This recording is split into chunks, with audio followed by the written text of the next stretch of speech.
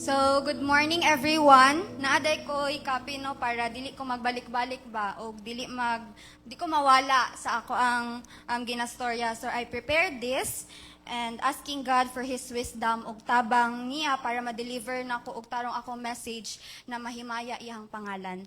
So, good morning everyone. I am happy and blessed to be here in front of you, grabbing the opportunity Pastor Arnold had given me. So, last Wednesday, right after ni gawas ang result sa board exam, nikalit kog chat ila Pastora Miriam and Pastor Arnold, thanking them sa pag-ampo sa kuha, and I also express how grateful I am sa results sa akong journey, and i-reply si Pastor, mag-testimony ka sa imuhang experience ha, and without any hesitation, I am here to tell how faithful God is. And also, I want to bring back all the glory, honor, and praises to my God. Last prayer meeting, same day sa paggawa sa result, Pastor Red asked me, Ate Jen, willing ba ka magpagamit sa Ginoo? Because ang message ato last time is daghan nakabalo sa words sa Ginoo, but few lang ang mag-share sa ihang message. And so again, salamat jud kayo Pastor sa opportunity na ma-share nako akong experience sa inyo og mag-glorify nako ang Ginoo na daghan makadungog. So to tell my story, way back when I was just a kid, I think elementary ko, sige na kog ampo sa Ginoo na gusto kaayo nako makagraduate. And pabalik-balik kada gabi gapray ko tabangan jud ko niya makahuman og eskwela, not because my parents told me, but because gusto jud kayo nako. Fast forward, May 27, 2025, God answered my prayer. Kaluyan sa Ginoo, nakahuman kog eskwela on time.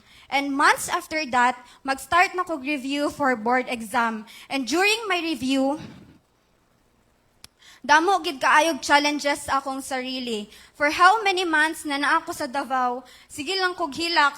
Maybe because I felt alone physically. Wala ko'y mastorya. But you know what's good about us Christians?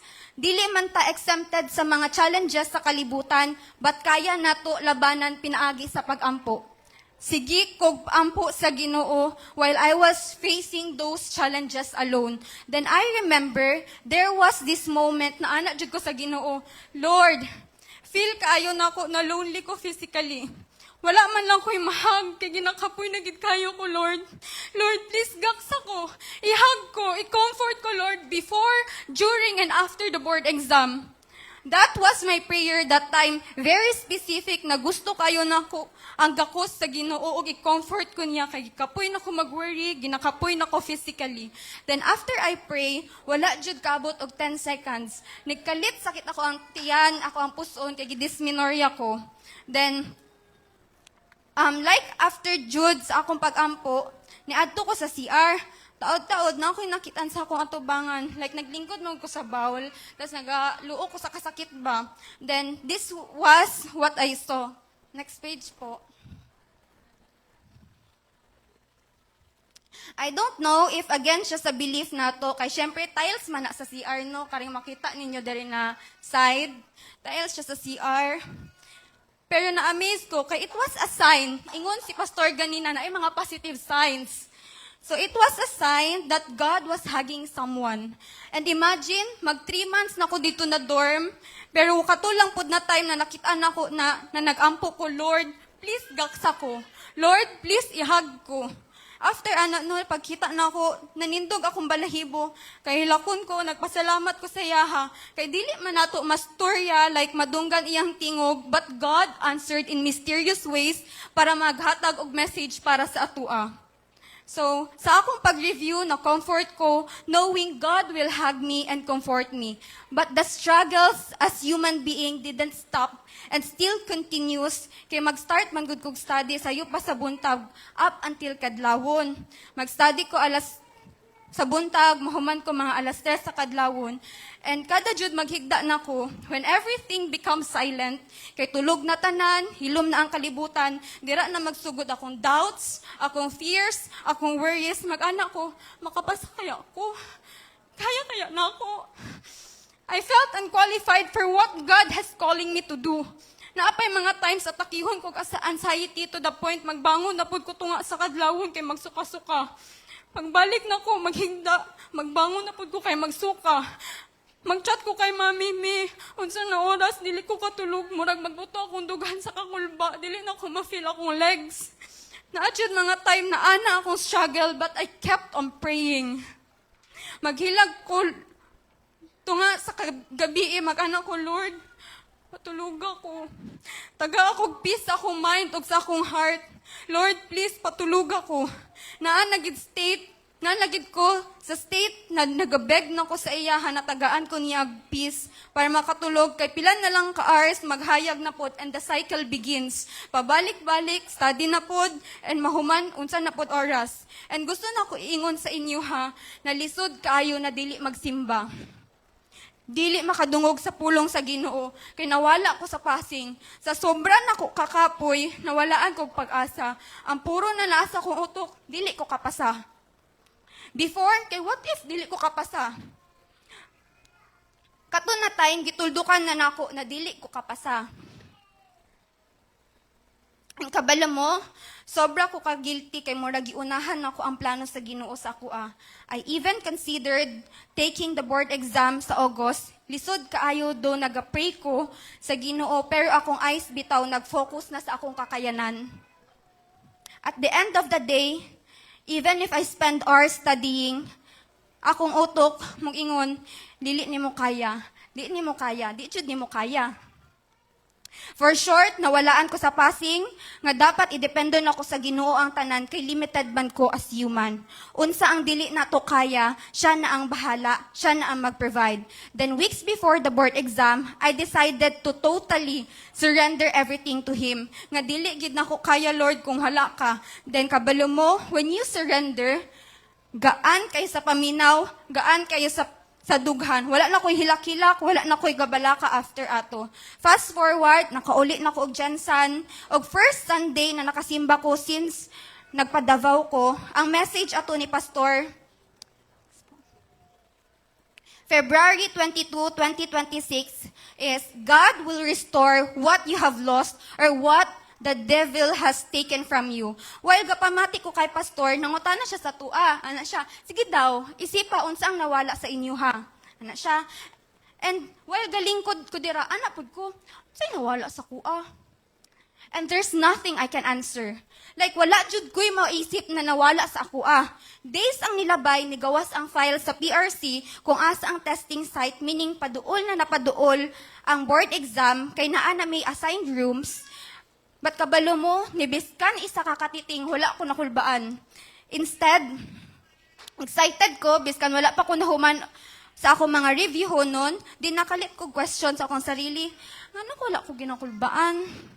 Normal rani, nga lapit na ang board exam, pero wala ko gabalaka. Then I realized, God answered my prayer. Sige kog ampo og beg sa iyaha, natagaan niyag peace og akong heart og akong mind. Lord, patuluga ko. Lord, taga akong peace og gihatag niya. And sukad ato, wala na ko question nganong wala ko gikulbaan. Fast forward, March 1, 2026, simba na pod. But before nag-start, Pastor Derek asked us, unsa gani ang message last Sunday? Nitubag ko sa akong sarili while nagaling ko dira, God will restore what you have lost or what the devil has taken from you. And right that moment, nagkaroon kong katubagan. Di ba last Sunday, wala gid ko'y matubag? Pero, natubag na ko, nga gi-restore ni Lord ang peace na gikuha sa ko sa yawa. Pila ko ka months, walay peace, hunaw-hunaw, kasing-kasing. Yang kalaban, gingon niya, di ni mo kaya. So March 1, ang message is just keep on singing. So lami kayo sa feeling no, nag-restore ni Lord akong peace. Kay March 5 ug 6 bay among board exam, pero mag-review na ko sa balay nga nagakanta-kanta ko sa kalipay.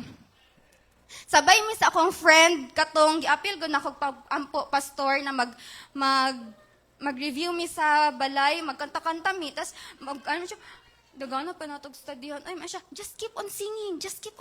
Kanta-kanta pud mi didto.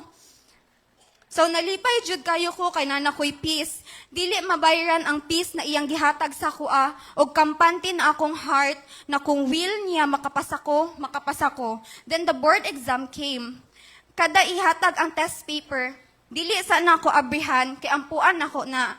Tapos during the take ko, mag-ampu na pud ko, and before ko magpasa, ako ang ampuan na pud. Magduko ko sa table, kay hatag man na ang questionnaire o katong scantron na ginasyedan na mo. Magduko ka na sa table, ampu na pud ko, Lord, Lord, sige Lord, Lord, pangayog tabang sa iya ha. Kabalo mo, first subject na mo, mabilang lang sa kamot ang nigawas sa among gi-review, pero nipasa ko, nakampante ako ang heart. First day ni anak ko, pasado na ko. Second day of our board exam, still the same akong gibuhat. Ampo, before ko mag-open sa questionnaire, during the take ko, mag-anak na pud ko, Lord, tabangan ko. Lord, RMT na ta next week ha. Lord, dili na ko mag-usab, tabangan ko. And ampo na pud ko, before magpasa. I remember, second day, last subject na namo. Nalisudan na pud kaayo ko, kay wala na pud sa mong gistadihan ang nigawas. Layo jud kaayo. And sa duha ka adlaw, pag-exam, tapos last day na, gikapoy na ko, nakafeel na ko katulugon. Kay first day sa mga exam, 24 hours ko nga mata, wala ko'y tulog. So, tong first day sa amo ang board exam, wala ko'y tulog ato. Then the second day, sa board exam, na ay questions na dili jud ko ka-answer, kay dili gid ko kabalo sa sagot, o dili na ko masabtan, kay katulugon na kaayo ko. So, ampo na pud ko, Lord, di ba naman ay questionnaire, ang questionnaire magod, pwede na ni mo sulatan, like, underline, circle na pud ka para masabtan. So, balik-balik na ko siya, gina-circle, anak, basta balik-balik. Unya, nagaampo ko sa ako ang isip, God, na Lord, tabangan ko, dili gid ko gusto magulit na Lord, tabangan ko, Lord, please, di ko kabalo sa answer. I pray, Lord, na ma-answeran ako ni nga tama. Then, since katulugon ko, nakatulog ko habang gaampo. Unya, nakadamgo ko, funny man isipon, pero akong damgo, kay nakauli na daw mi sa mong gistayan. Tapos ako mga kauban, nag-ingon sila, lisuda atong question ganina, no? Nag-ingon sila sa ilang mga sagot na letter A daw. Anak bod akong classmate na isa, letter B. Tapos na iniingon, unsa jud ay tama na answer ato. Nagtubag ang isa, letter D man ang tama na answer. Pagmatan ako, letter D na lang pud nako akong ang sagot, kay wala man pud ko kabalo sa sagot. So, di na lang. Giisip na lang po na ako, what if wait to ni Lord para masagutan ako og tama? Nya after sa boards, nagstorihanay mi sa akong friend. Nakatulog po daw siya, pero nga nung iyahadong madunggan, mga bulong na dili masabtan. Like, saba lang. So, nagkatawa na lang mi duha. Then, paghawa na mog testing site, nagpray ko kay Lord, gisurrender na ko tanan sa iya ha. Kay kabalo ko, nagibuhat na nako akong part, siya na bahala, siya na ang mag-control sa tanan. While gapray ko, naghila ko, kay ako siyang gipasalamatan sa kaayon niya sa kuha. Before, during, and after the board exam, iyang gisustain akong panginahanglan. And habang gapray ko, anak ko, Lord, salamat sa gift of life, salamat sa gift of family na sukad sa una nagsuporta sa kuha. Salamat sa gift of churchmates and pastors na nag-root para sa akong success na nagtabang og ampo sa kuha. Habang gapay ko, maisip na ko unsa ko ka madinaugon, kay daghan kayo nag-ampo sa akong success. Grabe ang power sa prayers, makagaan og kasing-kasing. Nahuman ang board exam na nakampante akong heart, kay kabalo ko, daghan nag-ampo sa kuha, especially sa simbahan. O kabalo ko, na dili bungol ang Ginoo sa atong mga pag-ampo. And by March 8, ingon sa message ni Pastor, God is able. God is able to make things possible even if para sa tua imposible. And yes, by the grace of our Lord Jesus Christ, by March 11, 2026, nigawas ang result and I passed the medical technology licensure exam. Grabe, anak ko, kung makapasa ko. Grabe nga favor. Grabe nga miracle. Grabe na kaluoy, o grasya sa Ginoo.